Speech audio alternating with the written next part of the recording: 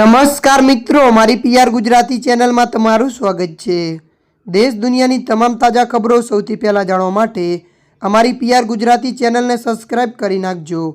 કચ્છમાં મધરાતે 5ની તીવ્રતાનો ભૂકંપ।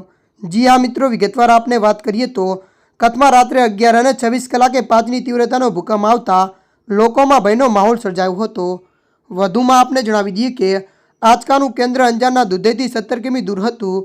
વામકા સંશોધન કેન્દ્ર મુજબ સમગ્ર વાગડ વિસ્તાર ધ્રુજી ઉઠ્યો હતો।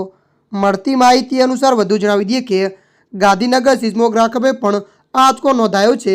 ભારે આંચકાથી લોકો ઊંઘમાંથી જાગી ઘર બહાર દોડ્યા હતા।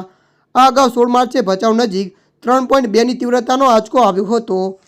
ત્યારે મિત્રો અત્યારની આ મોટી ખબર મળી રહી છે। ત્યારે મિત્રો હાલ માટે આટલું। મળીશું નવી અપડેટ સાથે। જો તમને અમારો વિડીયો પસંદ આવે લાઇક શેર અને સબસ્ક્રાઇબ કરી નાખજો। ધન્યવાદ।